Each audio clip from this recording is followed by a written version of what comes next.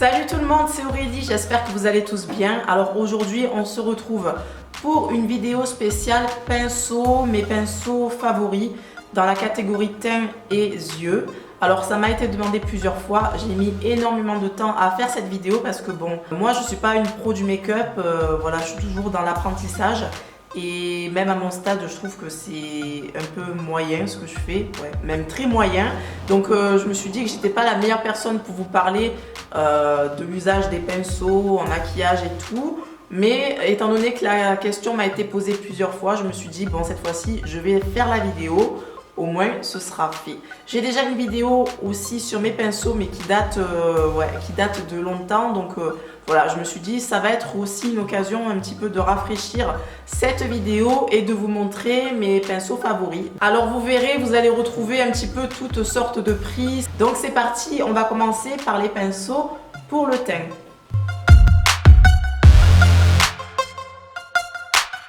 Pour mon fond de teint liquide, j'utilise le 928 de chez Sedona Lace. Donc c'est un kabuki basique que j'adore en tout cas. Et il fait 19 $ sur le site, mais je l'avais acheté pendant des réductions. Il y a des réductions assez régulièrement, donc jetez un coup d'œil si ça vous intéresse. Pour étaler les fonds de teint crème ou en stick, j'utilise assez souvent le 602 de chez Sedona Lace. Il a les poils un petit peu plus résistants, donc j'arrive bien à étaler la matière. Et pour son prix, je crois que c'est la même chose et je l'avais eu aussi en réduction. Et regardez-moi ce packaging avec les poils roses. C'est pour ça que j'ai craqué pour ces pinceaux. Pour le fond de teint liquide aussi, j'utilise le Buffing Brush de chez Real Techniques. Désolé, il n'est pas propre. Celui-ci, il fait partie d'un kit pour le visage qui fait 25 € le kit. Donc voilà, j'aime beaucoup ce pinceau aussi. On va passer à la poudre avec ce pinceau du kit de chez BH Cosmetics.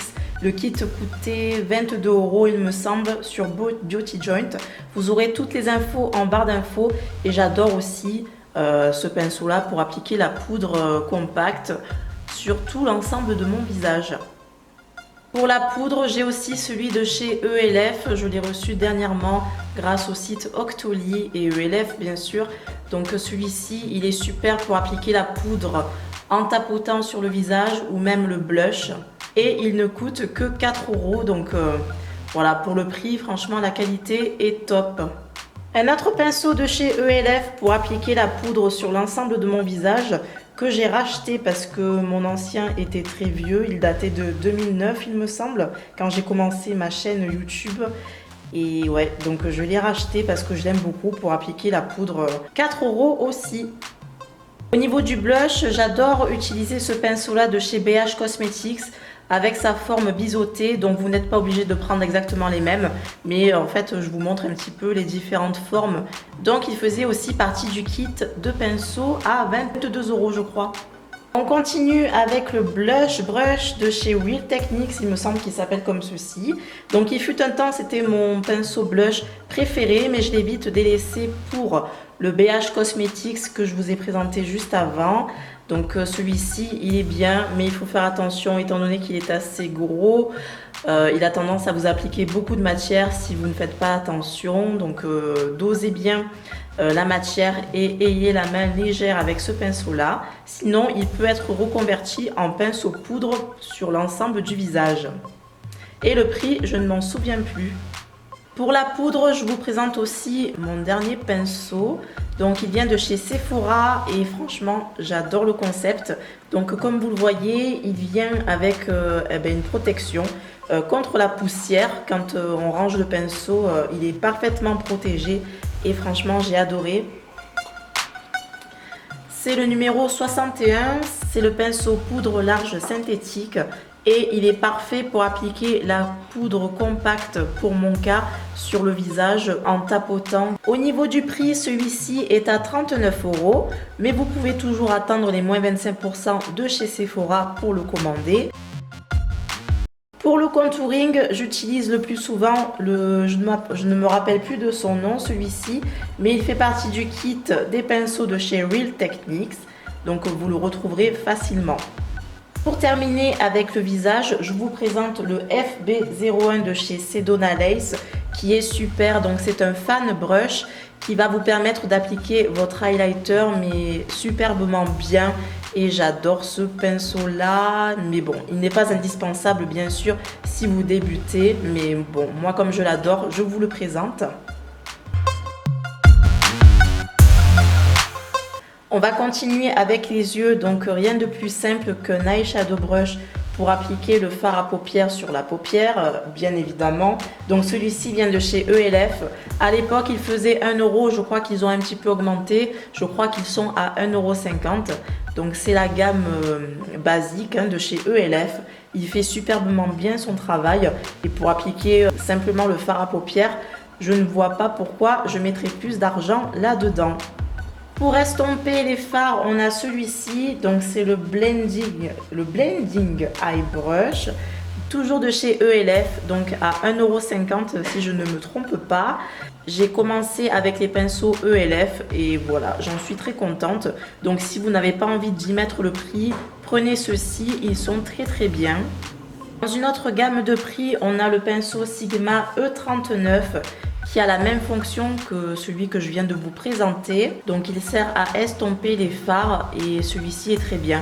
Je l'ai reçu gratuitement par la marque, donc c'est pour ça que je l'ai. Mais sinon, je ne pense pas que j'aurais pensé à l'acheter de moi-même. Enfin, maintenant que je l'ai, je peux vous dire qu'il est super bien. Donc au niveau du prix, je ne me rappelle plus. Je vous mettrai le lien du site Sigma en barre d'infos. Pour estomper, mais cette fois-ci de façon plus diffuse, j'ai le E40 de chez Sigma. Celui-ci par contre, je n'ai pas trouvé son équivalent moins cher. Il est très bien et je le recommande. Si vous voulez vraiment un bon pinceau pour bien diffuser la matière, vos couleurs de transition par exemple, ou même estomper vos fards, je vous conseille celui-ci. Il est dans les prix des pinceaux Sigma, je ne me rappelle plus du prix. Mais voilà, en tout cas, il est super bien. Un autre pinceau indispensable de chez Sigma, c'est le E25, le Blending. Celui-ci, il estompe les fards, mais aussi il est capable de vous appliquer la matière un petit peu plus intensément, par exemple en creux de paupière, mais tout en diffusant la matière, que ça ne fasse pas paquet. Je ne sais pas comment vous expliquer ça, mais en tout cas il est super bien et celui-ci il est irremplaçable. Je n'ai pas trouvé le même équivalent ailleurs aussi. Au niveau du ras de cils inférieur, j'ai ce petit pinceau biseauté de chez ELF et c'est le Defining Eye Brush. Donc pour de la définition, par contre je dois dire que au niveau de la définition ce n'est pas trop ça parce qu'il est assez épais, on va dire, au niveau de la tranche des poils. Mais en tout cas pour appliquer la matière à votre ras de cils inférieur mais assez diffuse, comme une sorte de smoky fumé, ça peut le faire. C'est dans ce but que je l'utilise moi en tout cas. Toujours pour mon ras de cils inférieur, mais cette fois-ci pour une application plus précise, j'ai ce pinceau là du kit de chez BH Cosmetics. On peut appliquer la matière beaucoup plus précisément. Pour ma zone de lumière, donc en coin interne de l'œil, j'adore utiliser ce petit pinceau là du kit BH Cosmetics toujours. Et il est super, il est fin, il applique bien la matière sur les petites zones. Et je l'aime beaucoup. Je pense que vous pouvez aussi l'utiliser en ras de cils inférieur. Au niveau de l'anti-cerne, j'utilise très souvent donc le Flawless Concealer Brush de chez ELF, donc toujours 4 € et il fait très bien son travail. Il est ni trop gros ni trop petit pour appliquer son anti-cerne et bon, moi je ne mets pas tous les jours de l'anti-cerne, mais quand j'en mets, c'est vers celui-ci que je me tourne le plus souvent.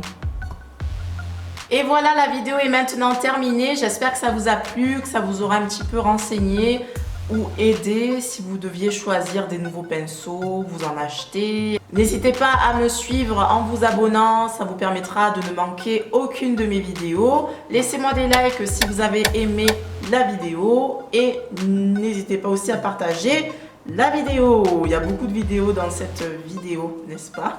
Donc sur ce, je vais vous laisser et je vous dis à très bientôt dans une autre vidéo. Bisous, ciao.